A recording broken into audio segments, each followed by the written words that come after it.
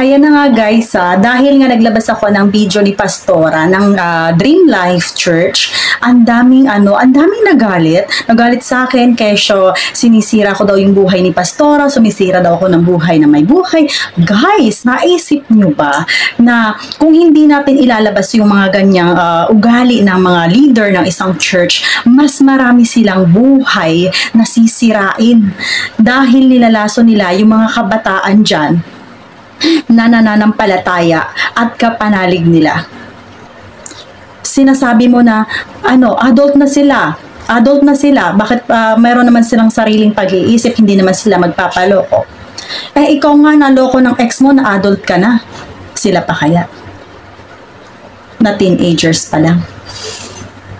Kaya bago ka mag-comment sa video ko na sinasabi mong sinisira ko yung buhay ni Pastora, hindi ako ang sumisira sa buhay niya. Siya ang sumisira sa buhay niya, siya ang sumisira sa reputasyon niya, siya ang sumisira sa pangalan niya at hindi ako.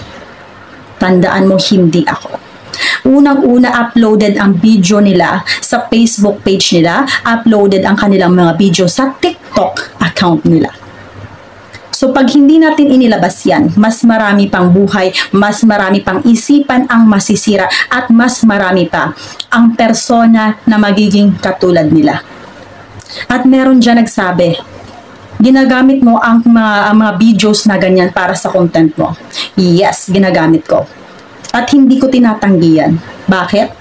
Dahil kung mas marami akong followers, mas marami ang makakaalam at mas marami ang magpipigil sa kanila sa mga mali nilang gawain. Kung hindi mo naiintindihan yung pinaka-purpose ko dito, hindi kita pinipilit na intindihin yun.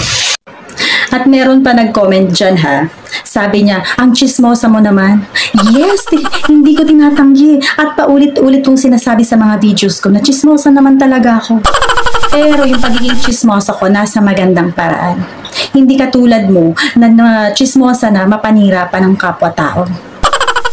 At kung hindi natin ilalabas ang mga videos nila, para natin silang kinukonsinti sa mga mali nilang ginagawa.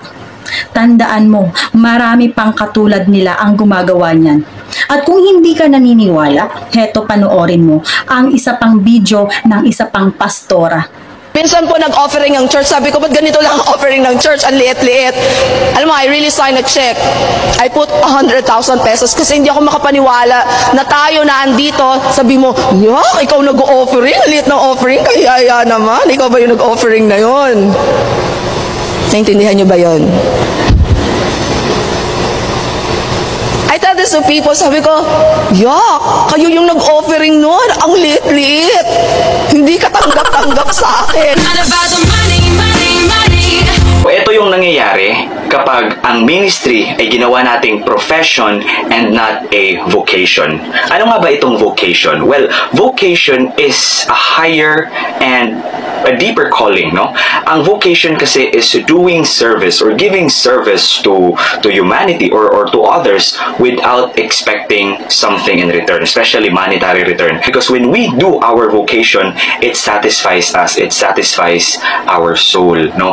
It gives us, this sense of completion na para bang nagawa mo na yung purpose mo when you are doing this because you are doing these things out of love. While your profession is somewhat similar, however, at the end of the day, you are expecting a monetary return. Kasi nga, diba, it's your profession, no? You are a professional in that field. If you're a professional, let's say, teacher, a professional engineer, o kung ano man yung profession mo ngayon, that is for your monetary gains. Kung talagang pera ang measurement kung gaano ka, let's say, blessed or successful ang isang ministry, tingnan niyo si Jesus, no? During the time of Jesus, was he rich?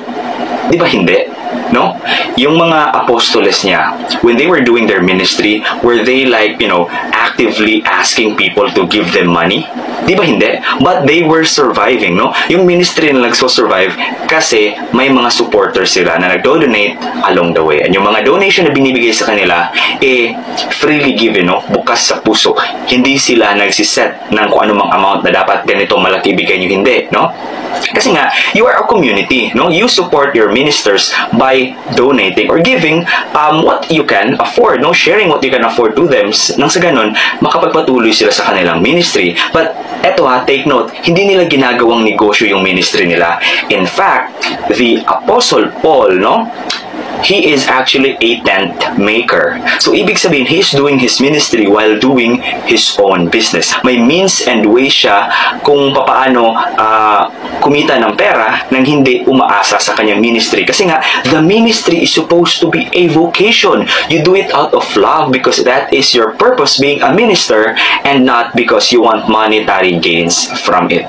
Nasa Biblia naman talaga na kailangan natin tulungan ng ating mga ministro, ating mga pari, ang ating mga pastor. Kailangan talaga yun. However, hindi natin dapat pinipilit o mina-mindset yung mga membro natin na dapat talaga kayo magbigay ng ganitong kalaki. Kasi, di ba, yung nasa video kasi, nakakatakot.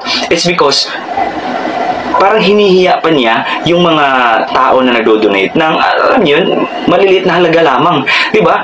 Yes, good for you if you can afford to donate like 100,000 pesos. Well, okay yan, pero di ba, how about others na hindi man lang umaabot sa 10,000 yung sinasahod buwan-buwan?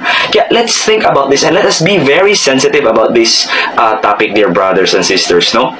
Because the ministry is not supposed to make us rich, okay? We are asking donations from the people supporting us so that the ministry will continue and not die. However, this should not be a ways and means na sa ganun kumita tayo ng malaking pera. Hindi negosyo ang simbahan at huwag na huwag nating gagawing negosyo ang simbahan. In the Catholic tradition, kapag binibenta ng mga pare or ng mga obispo yung mga sacraments, we call that simony, and that is a sin, no? Huwag nating ibenta yung ministry.